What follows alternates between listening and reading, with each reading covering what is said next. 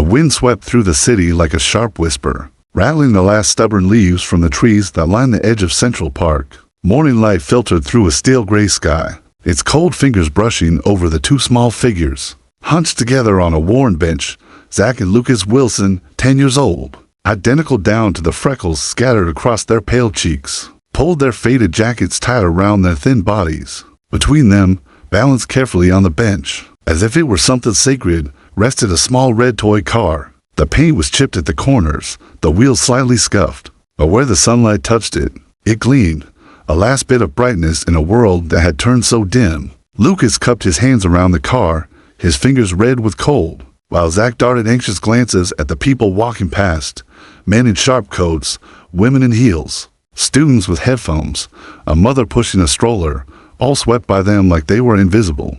Zach's stomach tightened with each passing face. Someone's gotta want it, he whispered, his voice barely carrying over the rustle of leaves. Lucas bit his lip, nodding silently. His eyes, so much like his brother's, flicked toward the busy pathway. His stomach growled, but he ignored it. They hadn't eaten since the toast yesterday morning. But food wasn't the mission today. The real priority waited for blocks, away in a crumbling apartment, where their mother lay pale and sweating on a thin mattress. The weak to sit up, Zach gripped the toy car, turning it carefully in his hands, as if to remind himself they were doing the right thing. Their father's old gift, the one thing they clung to through every eviction, every school change, every tearful night, had become their last chance. Let's try over there, Lucas murmured, pointing to the busier entrance where polished shoes and hurried strides marked the morning rush. Across the street, a sleek black car pulled up to the curb, its engine humming like a contained beast. Blake Harrison stepped out, phone pressed to his ear, the chill air barely registering against his custom-tailored coat.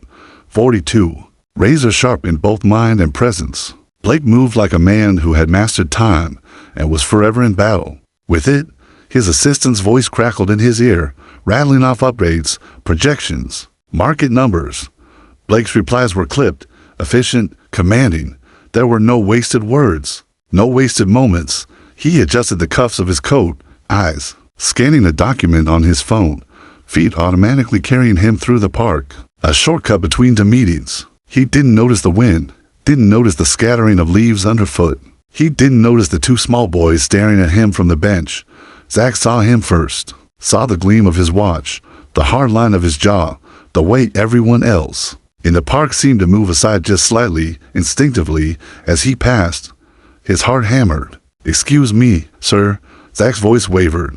No reaction. He tried again, a little louder. "Sir, would you like to buy our car?" Blake's stride faltered. Not much, a barely perceptible hesitation, but enough. He lowered the phone slightly, brow creasing, the numbers on the screen suddenly blurring, slowly, as if pulled by a thread he didn't understand. His eyes shifted. Two boys. Thin, pale, blue eyes too old for their age. A toy car, held out with small, trembling hands like an offering to the gods. For one sharp second, something inside Blake twisted. He felt it before he understood it. A flash of memory, too fast to name. Small hands. Wild laughter, the shape of another little boy darting through his house years ago. Then it was gone, leaving only a raw ache in its place. On the bench, Zach's heart sank. The man's face had gone cold again, eyes flicking back to his phone. Just another one passing by, just another maybe. But then Blake exhaled, a soft, barely audible sound, and for the first time in 5 years, he slipped his phone into his pocket without finishing the call. The wind bit sharper as the morning wore on, rattling the branches overhead like impatient fingers tapping glass. Blake Harrison stood motionless on the path, the phone now silent in his pocket. The world around him unusually still, for a man whose every minute was typically measured in profit and deadlines. This small hesitation was seismic. The twins watched him with wide, uncertain eyes. Zach's hand still outstretched, the tiny red car trembling in his grip. Lucas clutched the edge of his brother's jacket, heart pounding so hard it made his ears ring. People flowed past them like a living river, joggers, business people, nannies pushing strollers, all too busy to wrapped in their own orbits to notice the fragile moment cracking open between a billionaire and two desperate boys. Blake's jaw tightened. He should have walked away. He knew that.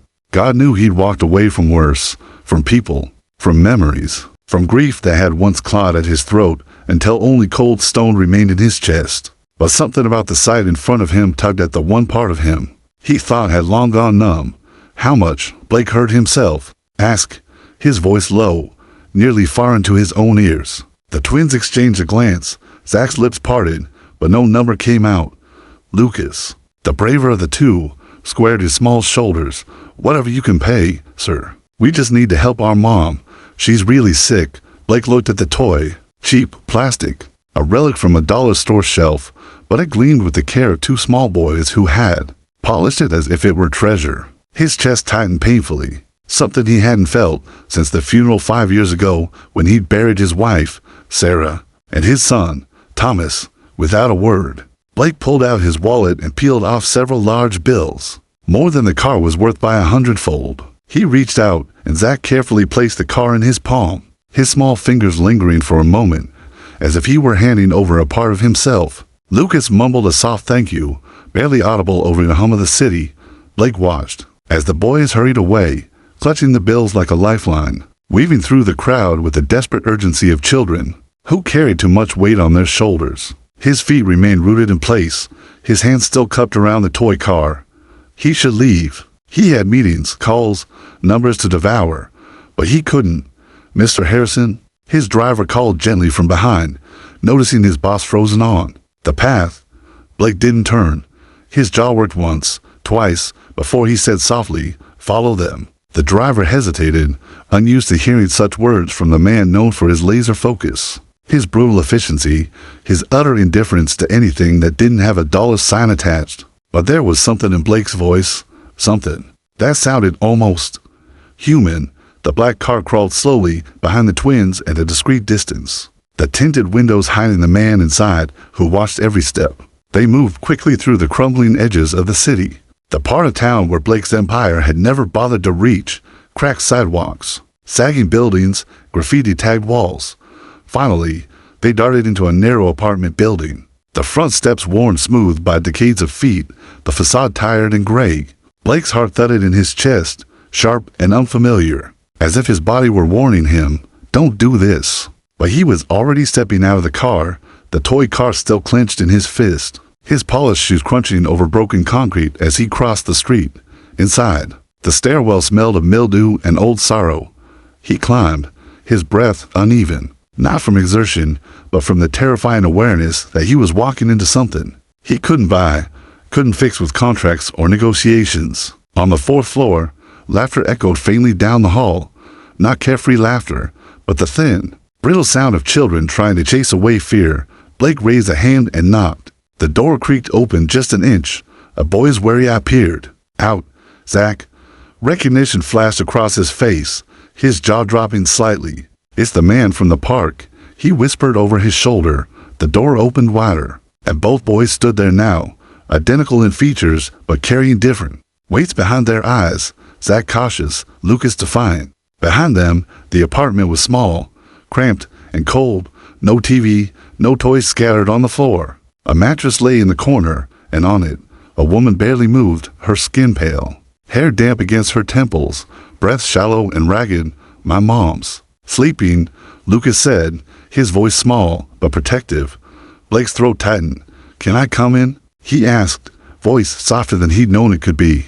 For a long moment, the boys hesitated, eyes darting between each other before they stepped aside. The apartment smelled of damp clothes, antiseptic, and quiet panic. Blake crossed the room slowly, his eyes on the frail woman lying on the mattress. Up close, it was worse, the sunken cheeks, the shallow rise and fall of her chest. "How long has she been like this?" Blake murmured.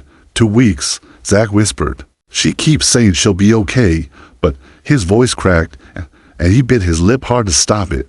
Blake knelt beside the mattress, brushing his fingers lightly against the woman's arm. Her skin was burning with fever. His pulse thundered in his ears. "She needs a hospital," he said quietly, firmly, the businessman reasserting itself. The man who solved problems, took charge, didn't ask permission. "We don't have money," Lucas whispered. "That's why he gestured helplessly at the car still in Blake's hand. Blake rose slowly to his feet, his decision slamming into place like a gavel hitting wood. "I'll take care of it," he said. The boys looked up at him, eyes wide, breath held, as if they barely dared to hope. "How will we pay you back?" Zach asked, his small voice breaking the last thread of Blake's composure. Blake's lips twitched, the ghost of a smile almost breaking through the ice. "You already sold me your car," he murmured. "Now, it's my turn." And as he lifted Catherine gently into his arms, as the boys scrambled to grab their coats and follow, Blake felt something stir inside him. A flicker of something long buried, something that terrified and electrified him all at once. For the first time in 5 years, Blake Harrison realized he was stepping off a path he could never walk back, and he didn't even want to. The hospital lights were blinding, cold, and aseptic. Blake Harrison stood frozen near the sliding doors as nurses rushed past him, his arms suddenly, crushingly empty. Catherine Wilson had been pulled from his grasp the moment they arrived. Her pale, fevered body swept onto a gurney, oxygen mask pressed to her face. Monitors beeping urgently. Zach and Lucas trailed behind like the lost shadows, their hands clutching the sleeves of Blake's expensive coat, their faces tight with fear. Blake's heart hammered in his chest, unfamiliar and unsteady. He was used to pressure, the kind that came with million-dollar deals and boardroom wars. But this was different. This was raw, human urgency, and for once in his meticulously ordered life, he had no control. A nurse appeared, kneeling in front of the boys. "Are you two okay? Are you hungry?" "We're fine," Zach whispered, though his voice trembled. Lucas didn't speak, his eyes fixed on the last place he'd seen his mother. Blake cleared his throat. "They stay with me." His voice was quiet but absolute, the voice that once commanded rooms of investors and crushed hostile takeovers. The nurse paused, glanced at him, and something in his tone made her nod without question. They were led to a small family waiting area, if you could call it that. Hard plastic chairs, a vending machine humming in the corner, a television flickering silent news. The boys sat side by side, knees pressed together, too exhausted to cry, too terrified to speak. Blake sat across from them, elbows on his knees, his hands clasped tightly as if in prayer, though Blake hadn't prayed in years, not since the night the police knocked on his door, their faces solemn, their words shattering. Not since Sarah and Thomas were lost to twisted metal and broken glass. He hadn't let himself feel that particular kind of desperation again until now. Hours passed. The boys eventually curled against each other, their heads drooping, breath slow and shallow as they slipped into uneasy sleep. Blake watched them, every nerve stretched thin. He could have left. God knew, no one would have blamed him. He'd given more than money tonight. He'd given time, presence, things he never offered anyone. But still, he stayed. A doctor appeared near dawn, his face lined with exhaustion, his scrubs rumpled. Blake shot to his feet, his pulse roaring in his ears. "She's stable," the doctor said, his voice calm, controlled. "Severe dehydration, kidney strain, high fever, but she's young, strong." She responded quickly to fluids and antibiotics with continued care. "She has a good chance of recovery." A slow, stunned breath left Blake's chest, so forceful it almost made him sway. Relief, sharp and terrifying, coursed through him like a drug dot behind him. Zach stirred awake, blinking up at the doctor. "Can we see her later today?" The doctor promised gently. "She's sleeping now, but you helped her. You did good, boys." Blake watched as the boys sank back, small shoulders trembling. The weight of days, weeks, months crashing over them, and something shifted inside Blake, something tectonic, something dangerous. He had walked into this night thinking he was simply stepping in, helping, then stepping back out. But now, he realized with bone-deep clarity, there was no going back. His driver met him outside the hospital, eyes wide as Blake shepherded the twins toward the waiting car. "Mr. Harrison, shall I?" "We're going home," Blake said. Shortly, the mansion loomed before them as the black car pulled through the gates. Stone and glass and steel, cold and gleaming in the early morning light. Perched like a fortress on the edge of the city, Lucas let out a tiny gasp, his face pressed to the window. Zach stared wide-eyed, twisting the hem of his too small sweater. Blake stepped out first, the boys trailing behind, their shoes crunching on the polished driveway. The front doors opened soundlessly. Inside, the housekeeper, Mrs. Winters, stoic, sharp-eyed, stared at her employer, her gaze flicking to the two thin boys standing uncertainly in the grand foyer. "Mrs. Winters," Blake said, his voice cool, even. "We have guests." She blinked once, and with a brisk nod, moved to prepare the guest suite. The boys stood in the entryway, staring up at the high ceilings, the chandeliers, the polished marble floors that reflected their small, hesitant shapes. For a moment, neither spoke. Then Zach whispered, "It's like a castle." Blake should have smiled. He didn't. Instead, a jagged pain twisted in his chest. He saw Thomas everywhere, his son's laughter echoing down these same halls, his small sneakers once thudding across these same floors, his toys still packed away in the room Blake hadn't unlocked in 5 years. His throat tightened. "Come on," he said, his voice rough. "You need rest." The boys followed, their footsteps soft, their shadows small against the vastness of the house. And as Blake led them upstairs, a thought struck him with such ferocity it nearly stopped him cold. He had saved their mother's life, but they were about to save something inside him he hadn't even known was still alive. And that terrified him more than anything he'd ever faced. The mansion had never known this kind of sound. For years, Blake Harrison's home had been a fortress of silence, a cathedral of marble and glass where only the ticking of antique clocks or the soft thud of business shoes across Persian rugs broke the hush. Even the staff moved like ghosts, trained to glide through the halls without laughter, without disruption. But this morning, everything was different. Upstairs, the twins were awake. Blake stood at the bottom of the grand staircase, his coffee cooling in his hand as he listened. Soft thumps, the creak of floorboards, a giggle cut short, Zach whispering "SHHH," and Lucas muffling his laugh. Then a loud bump. Silence. Blake's brow twitched upward. Moments later, a rush of footsteps, 2 pairs of bare feet slapping against polished floors as the boys tumbled down the stairs, their excitement barely contained. They froze when they saw him. Lucas clutched the banister, breathless. Zach had an apologetic grin half-formed on his face, his hair sticking up wildly from sleep. They both wore clothes Mrs. Winters had dug out from old boxes, soft sweatshirts and jeans from years ago. Clothes once meant for a boy who never got to outgrow them. "Sorry, Mr. Blake." Lucas panted, looking nervous. "We didn't mean to. We were racing," Zach finished, shoulders drawing up, bracing for disappointment. Blake opened his mouth, then closed it. What was he supposed to say? The part of him that remembered order, control, and spotless surfaces wanted to scold, to remind them this was not their playground. But another part, the part that had cracked open the moment he saw them on that park bench, only saw the boys whose lives had been too heavy, too hard, for far too long. "Be careful on the stairs," he murmured, surprising even himself. The boys' faces lit up with identical grins. Mrs. Winters emerged from the side hall, eyeing them with the kind of steely disapproval only an old school housekeeper could muster. "Breakfast," she announced briskly, softening only a fraction as she added, "Pancakes today." The boys bolted past Blake, their laughter echoing down the hall. Blake watched them go, the faintest pull of something unfamiliar tugging at his chest. When was the last time this house had heard children's laughter? When was the last time he had let himself stand still and listen? He retreated to his office, the one room in the house, still ruled by his old self, mahogany desk, sleek monitors, a wall of achievement awards no one visited.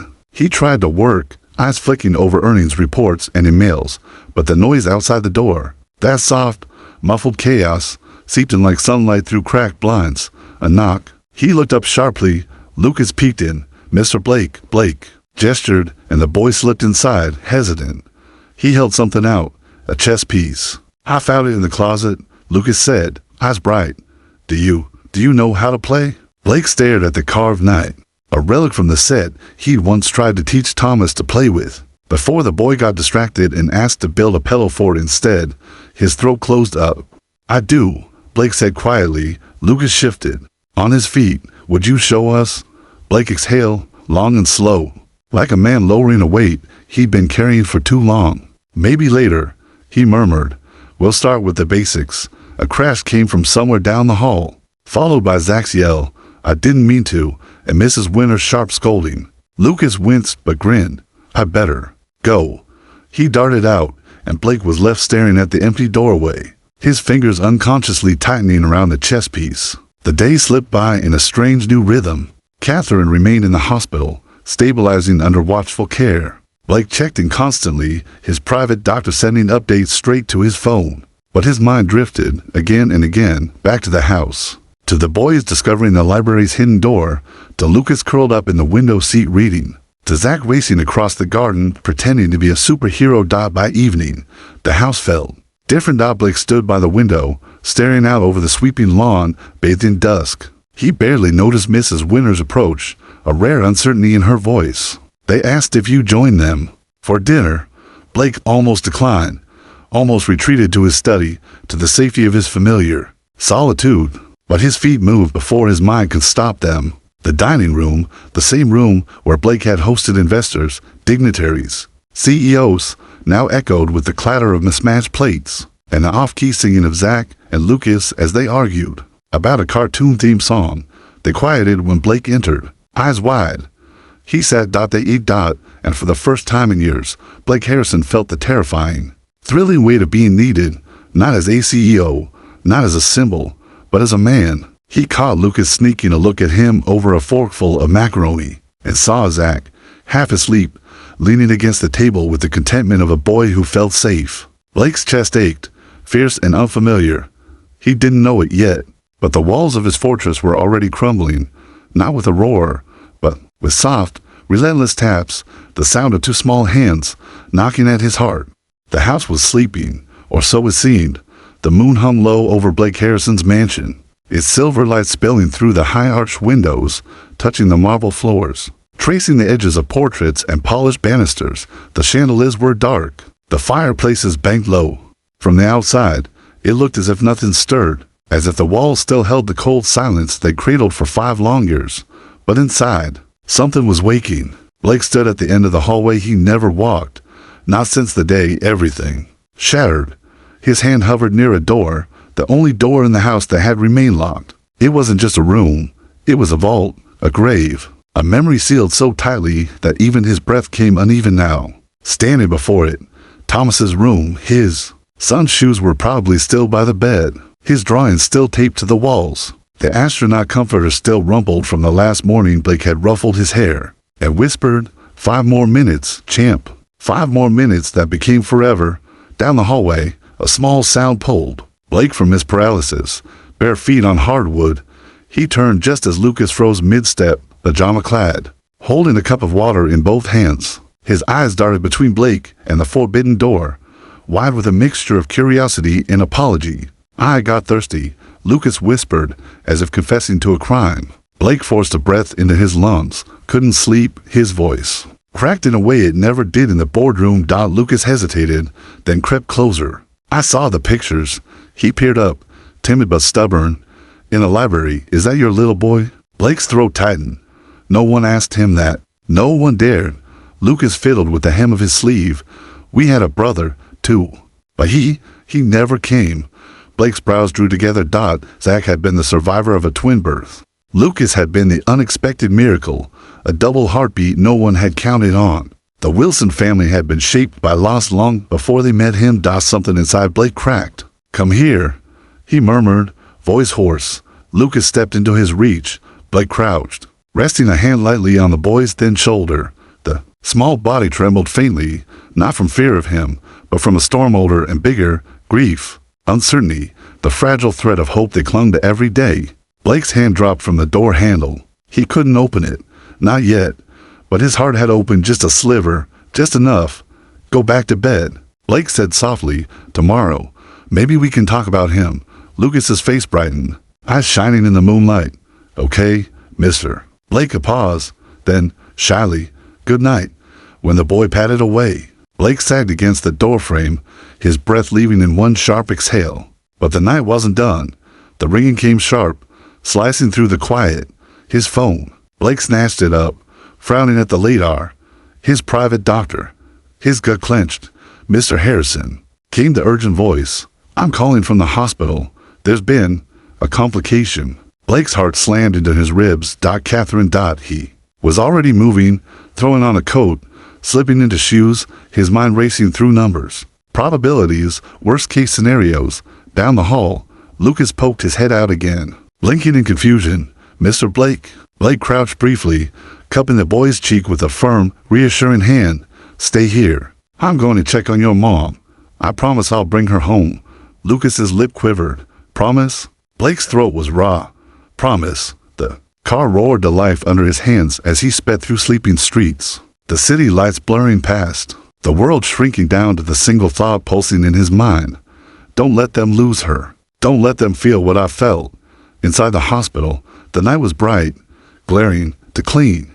Catherine lay pale and small, wires running from her arms, oxygen hissing faintly. The nurse explained something about her kidneys, her heart rate, a sudden spike in fever. Blake barely heard it. He sat beside her, his head bowed, his hand wrapping hers with a gentleness he didn't know he was capable of. Stay, he whispered under his breath, a plea from a man who never begged, never prayed. Stay, Catherine, they need you. He stayed until dawn. When her eyes fluttered open, weak but aware, Blake's chest shuddered. His fingers tightened slightly around hers. Outside the window, the first light of morning touched the city skyline, and for the first time in years, Blake Harrison allowed himself to hope not just for Catherine, not just for the boys, but for himself, for the man he might still become, if he could find the courage to open every door, even the one he feared most. The morning sun crept timidly over the mansion's vast grounds, brushing pale gold across trimmed hedges and stone terraces, but inside, the house was not waking peacefully. Zach was sick. Blake Harrison had heard the soft knock at his bedroom door before dawn, the muffled voice, Lucas, panicked, whispering, "Mr. Blake, something's wrong." Now, hours later, Blake sat at the edge of the guest room bed, his sharp-dressed figure hunched in an unfamiliar posture of helplessness. Zach lay under the covers, his face flushed, sweat dampening his dark hair. His breath came in shallow pants, and when Blake placed a tentative hand on his forehead, the heat burned into his palm like a warning. Catherine was still at the hospital. Blake had just come from her side at dawn, confident she was turning a corner. But now, without her, the house felt strangely off balance, as if the walls themselves knew something was wrong. Lucas sat cross-legged on the floor, his arms wrapped tightly around his knees, watching his brother with a wide-eyed terror. Only children know when the people they love start slipping into the unknown. Blake's pulse thundered in his ears. He fumbled with his phone, the number already dialed.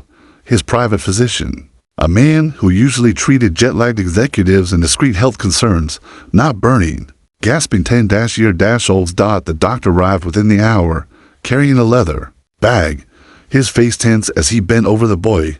Blake watched every movement, his fist clenching and unclenching, his control fraying at the edges. "It's a virus," the doctor said finally, rising and wiping his hands on a cloth. "Common, but aggressive. He needs rest, fluids. We'll monitor him closely, keep him hydrated. I'll leave supplies." Blake exhaled shakily, only realizing now how long he'd been holding his breath. After the doctor left, the house settled into an uneasy quiet. Mrs. Winters moved through the halls with tea and cold cloths. Lucas tiptoed constantly between Zach's room and the window, waiting for some invisible signal that things were okay again. And Blake sat beside Zach, wiping his forehead, murmuring reassurances he hadn't spoken since Thomas was alive. As night crept in, Blake felt a crack forming, not in the boy's fever, but in himself. He saw it so vividly. Thomas's last night alive, the small cough, the rush to the emergency room, the text message Sarah had sent him from the car. "He's okay. Don't worry. We'll see you soon." They never came home. Blake's chest tightened until it hurt. His hand trembled as he reached for Zach's, feeling the small, hot fingers curl round his own. "I'm here, buddy," he whispered. "I'm right here." Lucas had fallen asleep in a chair, his head tilted awkwardly, his face pale with worry. Blake pulled a blanket over him, something deep and unnameable twisting in his gut. He knew, with blinding, searing certainty, that if Catherine walked through the door tonight and said, "We should go," he wouldn't let her, not anymore. He couldn't go back to the man he was, not after this, not after them. Hours passed. The fever broke just before dawn, Zach's skin cooling, his breathing evening out, his fingers relaxing in Blake's grasp. Blake sat frozen, a sharp breath shuddering through his lungs as relief flooded him, harsh and dizzying, almost like pain. When Catherine finally returned home, weak but recovering, Blake stood in the entryway, exhaustion etched into every line of his face. She paused, seeing the rawness in his eyes, the unshaven jaw, the clothes wrinkled from a night spent kneeling at a child's bedside. "You stayed," she said softly, her voice thick. "All night." Blake met her gaze, and something inside him, something cold and guarded, finally, unmistakably broke. "I can't lose them," he said, barely above a whisper. Catherine crossed the space between them, her hand rising, hesitating, then resting lightly on his arm. Her touch was grounding, real, achingly gentle. "You're not just saving us," she murmured. "We're saving you, too." Blake's throat closed. His hands that had signed billion-dollar contracts, now trembled as they covered hers. And in that quiet, trembling moment, standing at the threshold between who he had been and who he was becoming, Blake Harrison understood this was no longer temporary. This was his family now, and there was no going back.